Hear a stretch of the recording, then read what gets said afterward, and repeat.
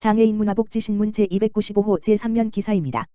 이재명 경기도지사 전면 봉쇄 위기 직면, 철저한 방역 지침 준수 동참해달라.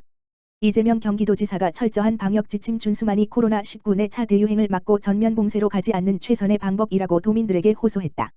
이재명 지사는 13일 경기도청에서 긴급 기자회견을 열고 코로나19 내 차 대유행 확산 방지를 위한 조치를 발표했다. 이 지사는 우려해왔던 코로나19 내 차 대유행이 본격화됐다. 이번 내 차 대유행은 기존과 달리 속도가 빠르며 발생 경로를 찾기 어렵다는 특징이 있다며 한 차와 두 차, 세 차 대유행의 파도를 도민 여러분의 참여와 희생 속에 거뜬히 넘겨왔지만 오늘 도민 여러분께 전보다 더 힘든 고난으로의 동참을 호소하게 됐다고 말했다. 이어 폭발적으로 증가하는 지금의 확산을 막지 않으면 전면 봉쇄로 갈 수밖에 없는 위기에 직면했다며 전면 봉쇄만은 막아야 한다. 전 세계 국가들이 대한민국의 코로나 방역에 대해 놀라워한 부분은 전면 봉쇄를 하지 않고도 국민들의 기본 생활은 유지하면서 코로나19 확산을 막고 감염자를 치료했기 때문이라고 덧붙였다. 그러면서 이 지사는 내 차 대유행을 막기 위한 경기도의 조치들에 대해 설명했다. 먼저 도는 검사 역량 강화를 위해 선별진료소 및 임시선별검사소를 연장 운영하고 있다.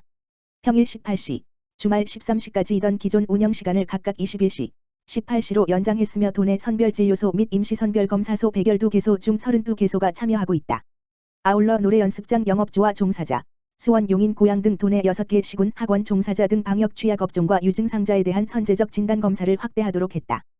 또 집단 감염 확산을 조기에 차단하기 위해 콜센터, 물류센터 등 감염 빈도가 높은 사업장을 대상으로 자가검사 키트를 활용한 사전검사를 실시한다.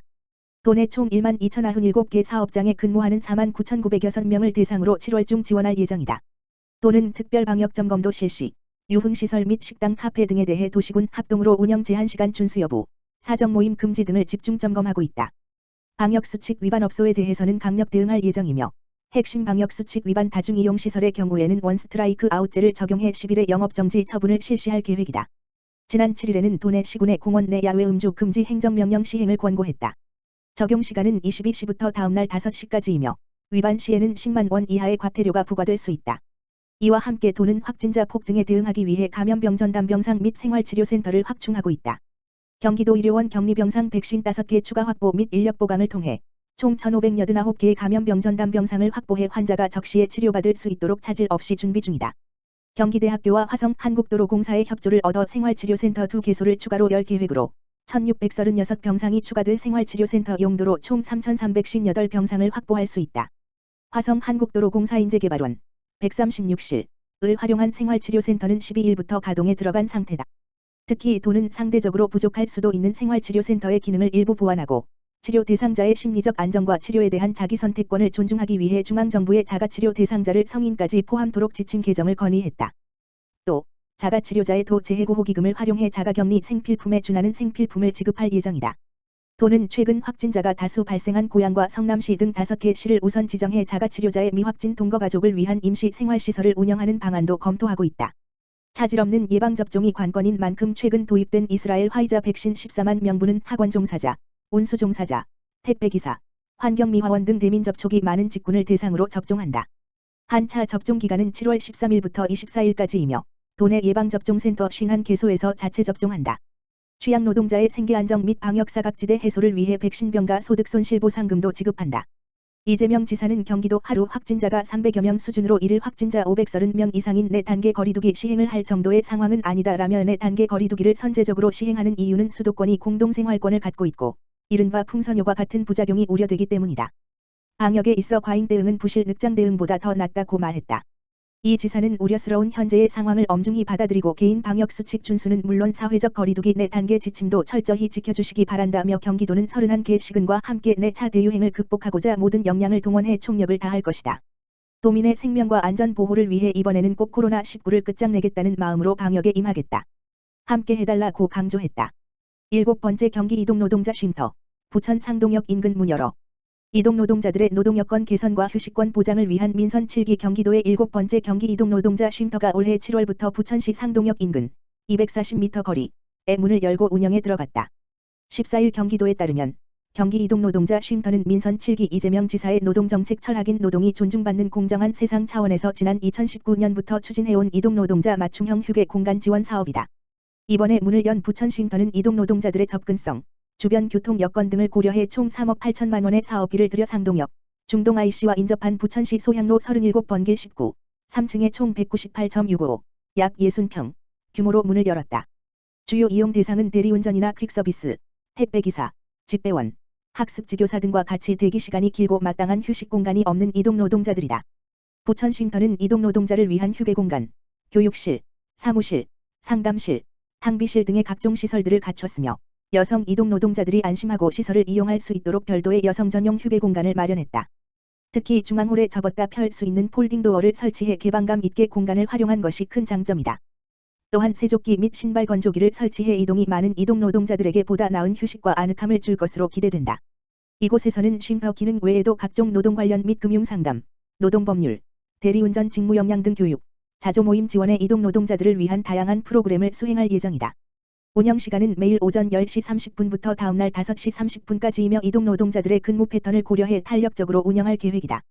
단, 토, 일요일 및 공휴일은 휴무하며 코로나19 확산 방지를 위해 방역수칙을 철저히 준수해 관리해 나갈 방침이다. 김종구 노동국장은 이동노동자들이 편히 휴식을 취하고 건강노동복지 일자리 등에 대한 고민을 푸는 공간이 되도록 할 것이라며 올해는 변화하는 환경에 맞춰 짧게 휴식을 취하고 쉽게 접근할 수 있는 다양한 간이쉼터를 설치해 노동 현장 요구에 적극 대응해 나갈 방침이라고 밝혔다. 도는 이번 부천 쉼터를 포함해 현재까지 광주, 수원, 하남, 성남, 시흥, 광명 등 7개의 쉼터를 설치했으며 올해 11월 중 포천 쉼터를 개소함은 물론 다양한 형태의 간이쉼터를 추가로 설치할 예정이다. 경기도 다문화가족 말하기 대회 20명 시상. 샵사인 안산시의 다문화가정 일원인 임가연양 7.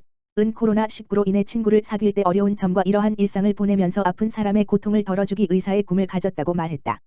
이어 따자하오 안녕하세요 여러분 를 시작으로 중국어로도 유창하게 자신의 꿈을 풀어갔다. 샵사인 올 3월 한국인 남편과 결혼으로 구리시에서 신혼 생활을 시작한 노리코씨 23는 모국인 일본과 한국 간 문화 차이를 한국어로 또박또박 설명했다. 노리코씨는 음식점에서 무료로 반찬을 다시 채워주고 매년 김장하고 부모님께 절을 하며 인사를 하는 점 등이 신기했다고 얘기했다. 경기도가 결혼 이민자와 다문화가족 자녀의 한국어 학습 동기부여와 글로벌 인재 양성을 위해 제12회 전국 다문화가족 말하기 대회를 개최한 결과 20명의 입상자가 선정됐다. 지난 10일 경기도 인재개발원에서 비대면 온라인으로 진행된 이번 대회는 다문화가족 자녀가 한국어 외국어로 말하는 이중언어 말하기 대회와 결혼 이민자가 한국어로만 얘기하는 한국어 말하기 대회 등 2개 부문으로 나눠 열렸다. 부문별 1위인 최우수상에는 이중언어 부문의 안산시 임가연 학생의 저는 의사가 되고 싶어요. 한국어 부문의 구리시 키무 노리코씨가 최우수상을 각각 받았다. 이중언어 우수상에는 한국어와 일본어로 밝은 미래를 얘기한 조윤아양, 충남 천안과 한국어와 중국어로 나는 믿는다, 나는 할 수 있다를 강조한 최위명양, 안산, 이 선정됐다. 한국어 우수상에는 향기로운 인생의 이수현씨, 수원 중국 국적과 감사하는 3회 조투이중씨, 경북 문경 베트남 국적, 가 수상의 영예를 안았다. 이어 장려상 각 2명, 입상 각 5명도 이름을 올렸다. 이날 참가자들은 베트남어, 태국어, 인리어 등 다양한 언어와 한국어를 구사하며 문화 차이, 가치관, 한국 사랑 등을 공유했다.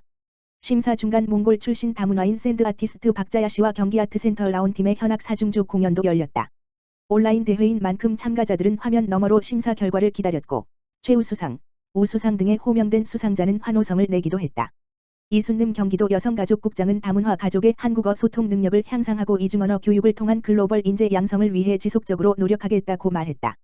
경기 상생협력매장 시흥 꿈상회 상반기 매출 7억 3천만 원 전년 대비 2배. 경기도 대표 지역 상생협력매장 시흥 꿈상회 신세계 프리미엄 아울렛점의 올해 상반기 매출이 상품 보강 및 마케팅 강화 등에 힘입어 지난해 같은 기간보다 2배 가까이 신장했다. 경기도 주식회사는 올해 1에서 6월 기준 자사가 운영하는 시흥 꿈상회 신세계 프리미엄 아울렛 매출이 7억 3천만 원을 기록했다고 12일 밝혔다. 이는 지난해 같은 기간 4억 3천만 원과 비교해 70% 가까이 증가한 수준이다. 코로나19 여파로 오프라인 업체들이 어려움을 겪는 상황에서도 신규 업체를 발굴하고 최근 착착착 브랜드관을 개점하는 등 다각도로 마케팅 변화를 꾀한 것이 매출 상승을 견인한 것으로 풀이된다. 올해 신규 입점한 휴폴의 관계자는 시흥 꿈상회에서 오프라인 판매를 재미있게 진행하고 있다며 다양한 행사를 통해 직접 소비자들에게 제품을 소개할 수 있는 점이 좋다고 전했다. 실제 지난달 온라인으로 진행한 입점 업체 설문조사 결과 시흥 꿈상회 입점을 긍정적으로 평가한 곳은 92%, 지속적으로 판매 진행을 희망하는 곳은 89%로 조사됐다. 이를 토대로 시흥 꿈상회는 입점 업체들의 요구사항을 적극 반영해 매장을 새 단장한 뒤 오는 8월 하반기 신규 입점 업체를 모집할 계획이다. 또한 홍보 및 판촉 행사 확대를 위해 여름철 맞이 이벤트, 시흥시 지역화폐 시루 사용 시 장바구니 사은품 증정 이벤트 등을 진행할 예정이다. 이석훈 경기도 주식회사 대표이사는 시흥금상회가 성장할 수 있었던 것은 입점 업체들의 열정 덕분이라며 모든 분들의 의견을 귀담아 듣고 함께 나아갈 수 있는 매장이 될 것이라고 말했다. 한편 시흥금상회, 구 시흥바라지마켓은 지난 2017년 상생협력 및 지역경제 활성화를 위해 만들어진 지역 상생협력 매장으로 도내 우수 중소기업 제품과 농특산품을 판매하며 판로 개척을 돕고 있다. 경기도 특사경, 청소년 노리는 불법고리사채 대리입금 뿌리 뽑는다. 경기도 특별사법경찰단과 경기남 북부경찰청이 8월 11일까지 청소년 대상으로 성행하는 고금리 불법대출 행위인 대리입금을 집중 수사한다. 대리입금이란 청소년을 대상으로 트위터나 유튜브 등 사회관계망 서비스, SNS를 통해 아이돌 상품이나 게임 아이템 등을 구입할 돈을 빌려주고 수고비, 이자 등을 받는 행위를 말하며 줄여서 대리비라고 표현한다. 청소년이 빌리는 금액은 1만 물결표 사인 30만 원으로 소액이지만 대리입금 업자는 지각비, 연체이자, 수고비, 사례비 등의 명목으로 법정이자율 연 20%을 초과하는 연 1000%의 이자를 요구하기도 한다. 특히 아이돌 사진 등으로 친근감을 나타내며 간단한 지인 간 금전거래인 것처럼 유도하고 돈을 갚지 못하면 개인정보 유출, 폭행 협박 등 2차 가해까지 벌이는 것으로 알려졌다. 이에 도 특사경은 청소년 대상 불법 고금리 대리입금 행위 SNS 대리입금 광고 행위 불법 추식 및 개인정보법 위반 행위 등을 집중 수사할 계획이다. 금융감독원과 한국대부금융협회 등 유관기관과 협업체계도 구축한다. 청소년 피해자 지원 및 신고 제보 접수를 위해 지난달 24일 경기도 홈페이지에 개설한 불법사금융 피해신고센터를 적극 활용할 방침이다. 김영수 경기도 공정특별사법경찰단장은 온라인 불법 고금리 사금융을 근절하는 등 사회적 약자 보호와 공정한 세상을 만드는 일에 최선을 다하겠다고 말했다.